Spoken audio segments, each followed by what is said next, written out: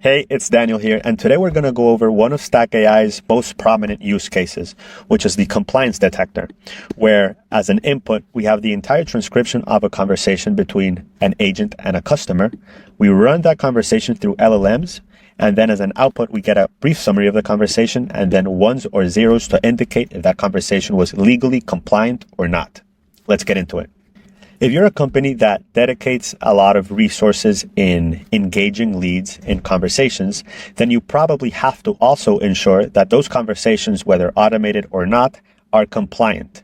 What does compliant mean? It means that you probably need to ensure that there's no swearing or cursing in those conversations, any custom compliance that you'd want to ensure based on internal policies, and that there's no credit card information being exchanged in those conversations. Now, if the conversations are long, then the transcriptions are long, and you probably before had to dedicate a lot of resources internally to manually check for compliance. Whereas nowadays, you can run that transcription through a series of LLMs and automatically detect if that conversation was compliant or not. Let's quickly go over how this flow is structured. Firstly, we input the transcription through a first LLM that has as instruction to briefly generate a summary of the conversation in less than one paragraph. Then that brief summary is sent to another LLM, which will only respond with a number.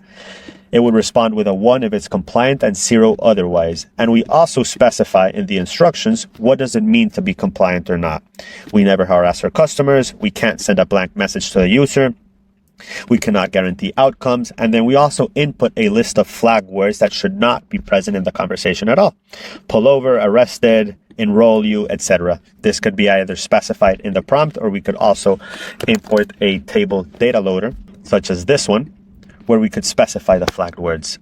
And then we have another separate LLM that only responds with a number, but this has the very specific instruction that to ensure that the conversation cannot include any credit card information. So we do a few shot prompting in the instruction set here, where we give examples to the LLM as to what does it mean to not contain credit card information.